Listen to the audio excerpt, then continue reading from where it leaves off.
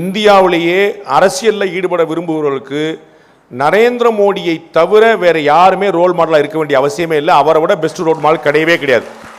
Youngsters எல்லாம் விஜய் பக்கம் போயிடுவாங்கன்னு கவலைப்படுறீங்கல்ல. எங்கள் அண்ணன் மோடி 10 வருஷத்துக்கு முன்னாடி பரீட்சா பே சர்ச்சான்னு ஆரம்பித்தார். பரீட்சா பே +2 படிக்கிற பிள்ளைகளுக்கு பூரா தேர்வு.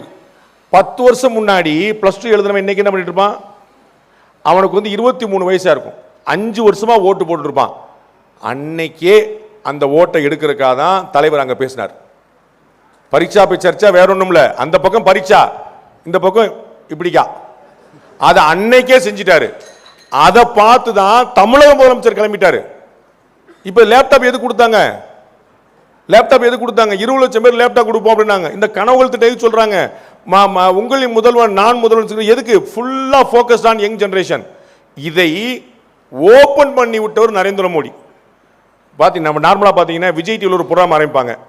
அதை பயங்கரமாக காஸ்ட் செலவழித்து சன் டிவியில் பெரிய புறாம ஆக்கி விட்டுருவாங்க.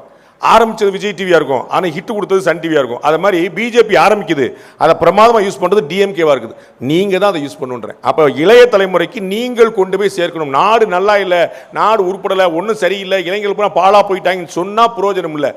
அதை மாற்றுறதுக்கு நான் என்ன பண்ணுறேன் உங்களுக்கு இப்படி சொல்லிடுறேன். நீங்கள் வாங்க வேண்டிய 15 ஓட்டுகளில் 5 ஓட்டு பிலோ 30 வயசு கீழே கூடிய இளைஞர்கள் ஓட்டாக ஃபோக்கஸ் பண்ணிக்கங்க.